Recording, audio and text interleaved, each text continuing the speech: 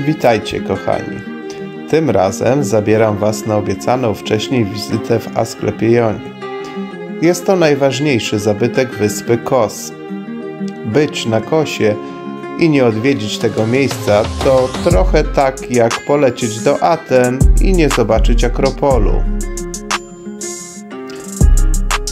Nie traćmy więc czasu i ruszajmy w drogę.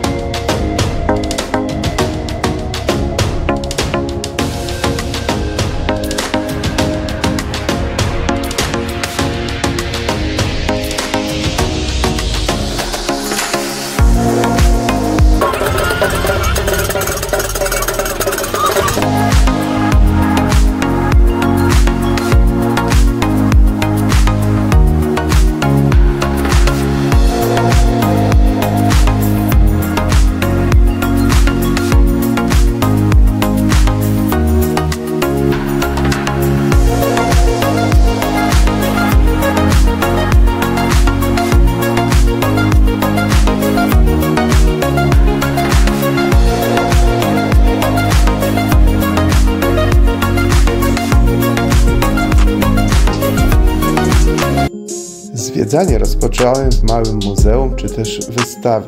Spodziewałem się tu poznać trochę historycznych faktów na temat obiektu i zobaczyć jakieś wizualizacje czy makiety zwiedzanego miejsca. Nic jednak takiego się nie zdarzyło.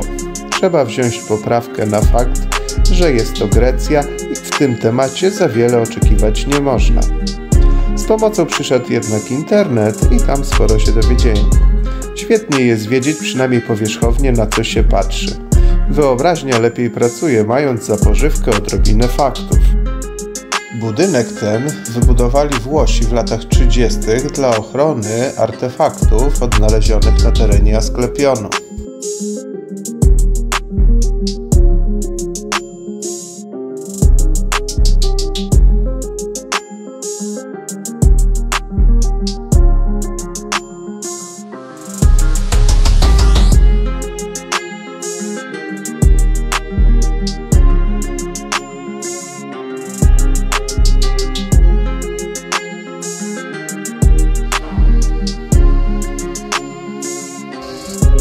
Tak, dla łatwiejszego wyobrażenia przestrzeni to widok z lotu ptaka na cały Asklepion. Zwiedzanie po wyjściu z wystawy zacząłem idąc kolejno poziomami w górę. Całe to miejsce zajmuje ogromny obszar i trudno z poziomu gruntu ogarnąć wzrokiem cały teren. Dla ułatwienia wyobrażenia sobie, jak to pięknie musiało wyglądać, dodałem wizualizację, w sumie jedną z niewielu dostępnych w sieci. Moim zdaniem jest ona bardzo uproszczona, ale daje jakieś wyobrażenie o wielkości i pięknie tego miejsca. Asklepion to w skrócie mówiąc sanktuarium Asklepiosa, czyli takie nasze sanatorium dla ciała i ducha. Asklepios był synem Apolla i nimfy Koronis. Koronis, zanim urodziła dziecko, związała się z innym mężczyzną. Rozgniewany Apollo zabił kochanków. Szybko jednak pożałował gniewu i uratował z łona martwej Koronis Asklepiosa. Eros ten, porzucony przez ojca, wychowywał się ze zwierzętami, psem i kozą. Później zainteresował się nim centaur, pół człowiek, pół koń, o imieniu Chiron. Jak głosi legenda, pewnego razu przechadzając się zdeptał on węża i natychmiast pojawił się drugi wąż. Podał on zdeptanemu zioło i ten natychmiast ożył.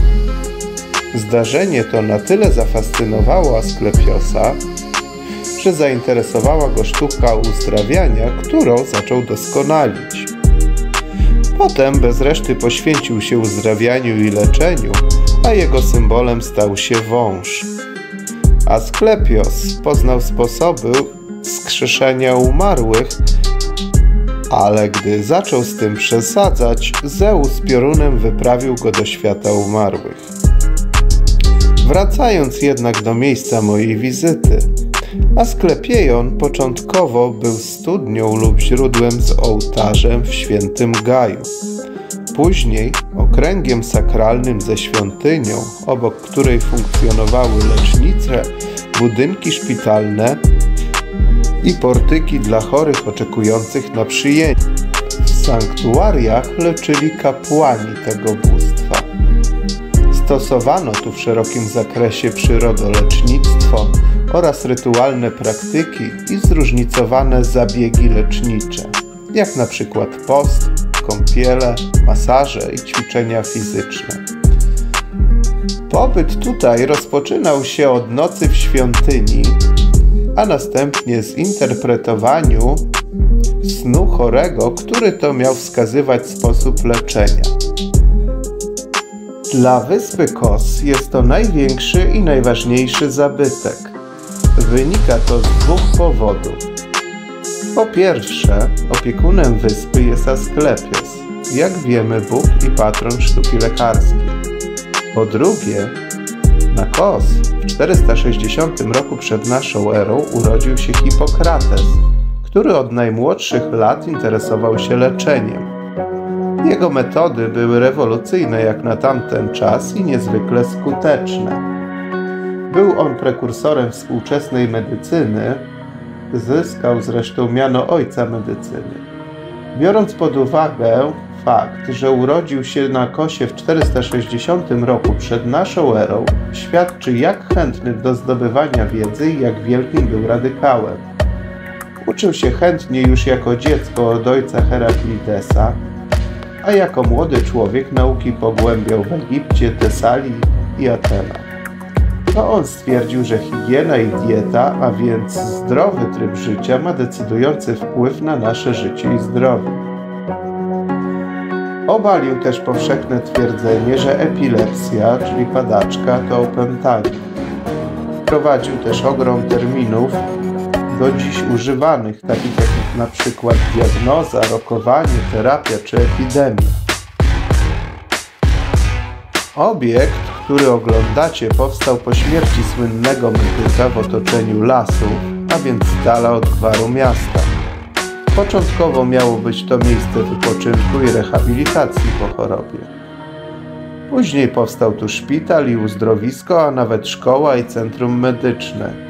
Dziś po wszystkich trzęsieniach ziemi niewiele pozostało, a jednak każdego dnia przyjeżdżają tu tłumy turystów.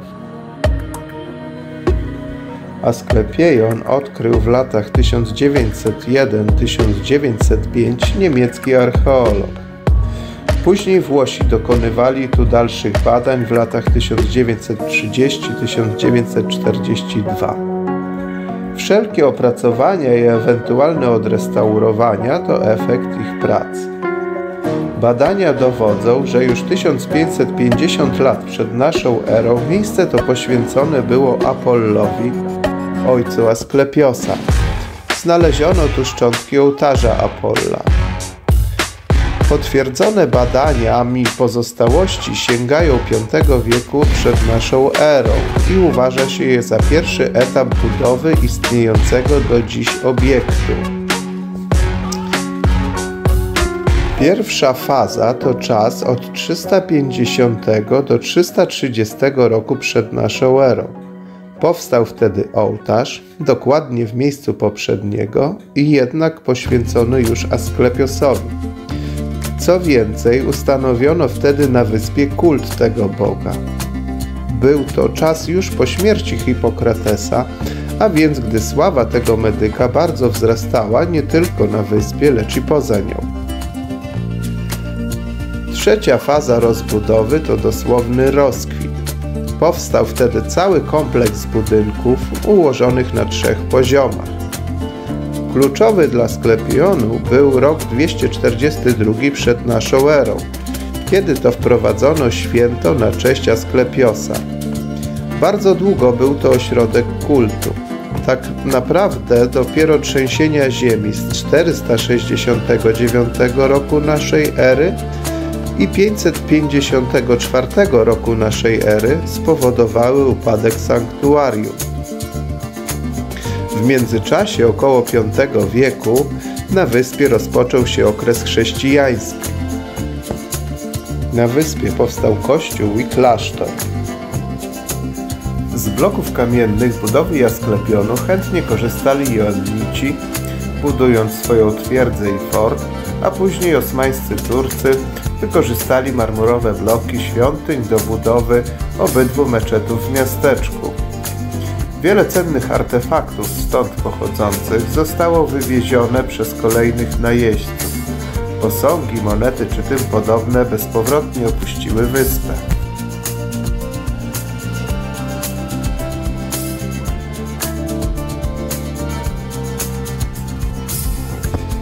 Pierwszy taras jest dość duży. Jego wymiary to 80 na 100 metrów.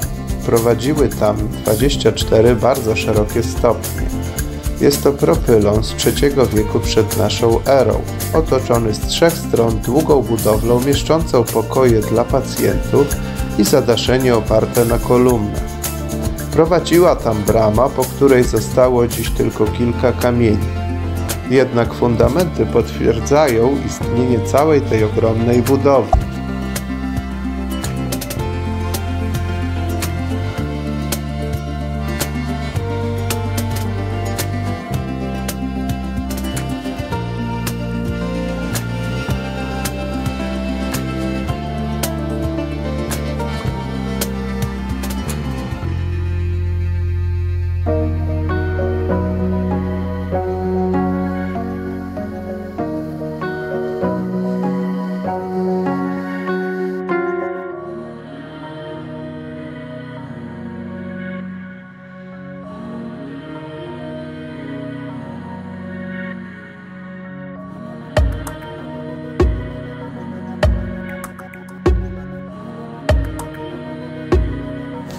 Na lewo od wejścia zachowały się ruiny łaźni rzymskich z I wieku naszej ery.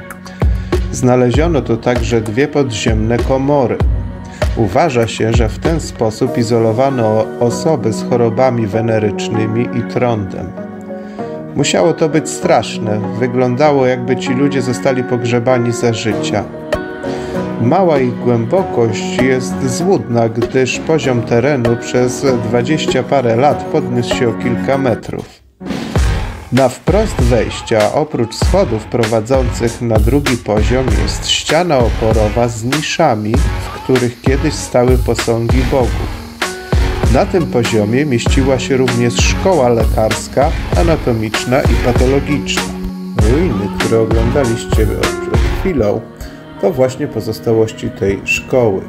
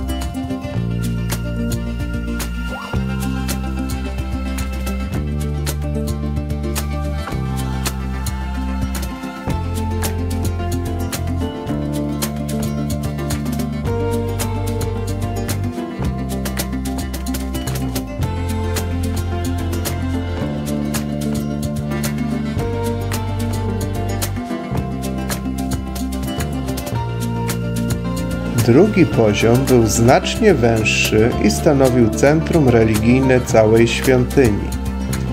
Na wprost wejścia znajdował się ołtarz Asklepiosa z III wieku przed naszą erą.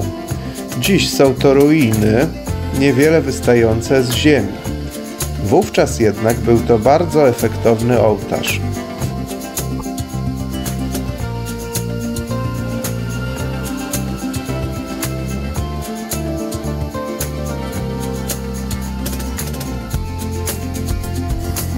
A tyle pozostało ze świątyni Asklepiosa.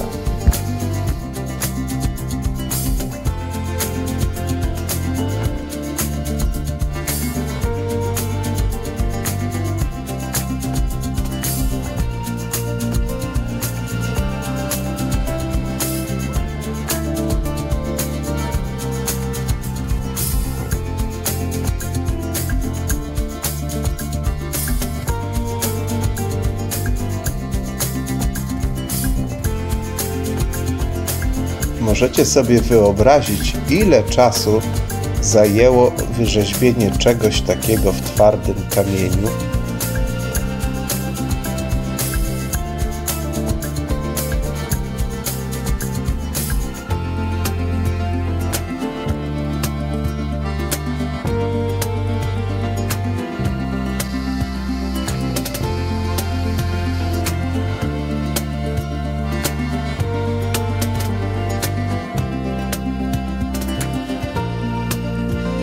Ukazują się piękne kolumny korynckie.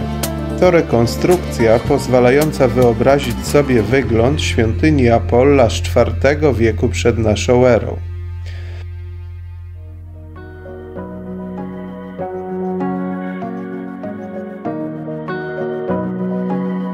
Zaraz za świątynią znajduje się półokrągła ławka, gdzie ważne osoby zasiadały i dyskutowały oraz wygłaszały ważne postanowienia.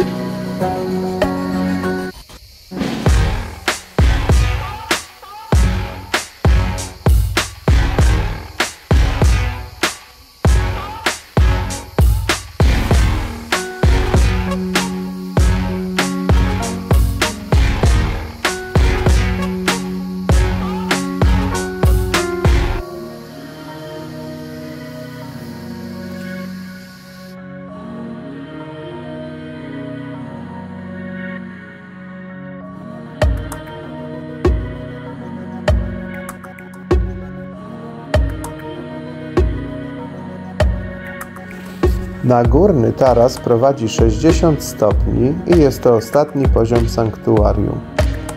Naprzeciwko wejścia znajdowała się wielka marmurowa świątynia w stylu doryckim z II wieku przed naszą erą, poświęcona Asklepiosowi.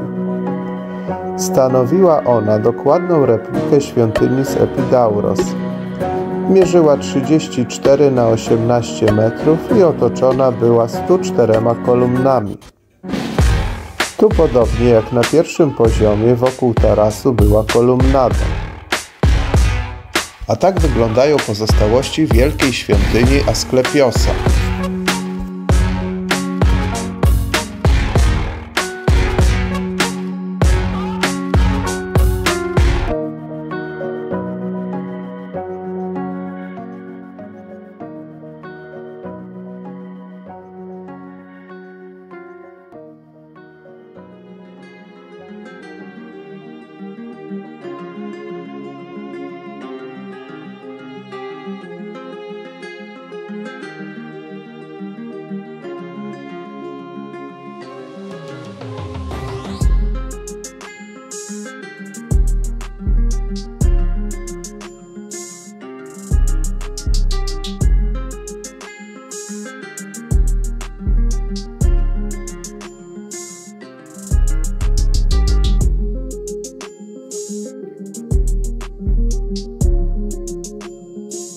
Widoczny ołtarz to pozostałość kościoła chrześcijańskiego, który istniał tutaj w tym miejscu dość krótko i został zniszczony również przez trzęsienie ziemi.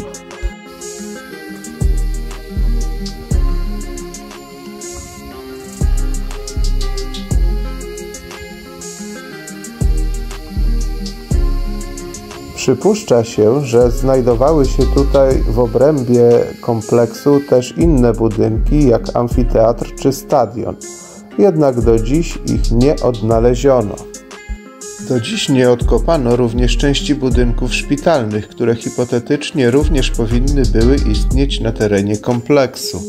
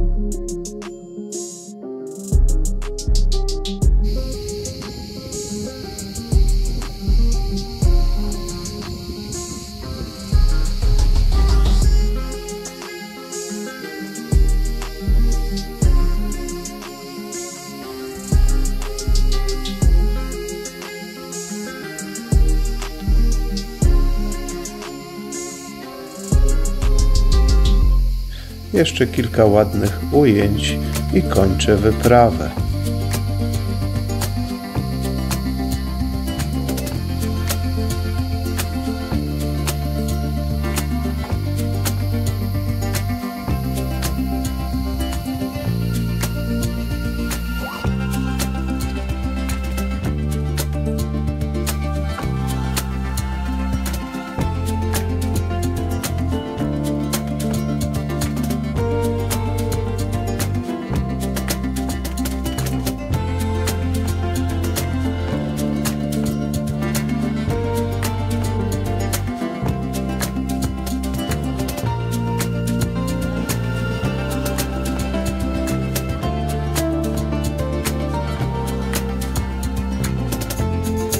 Kończę wyprawę schodząc mniej turystyczną drogą przy Asklepionie w dół zbocza.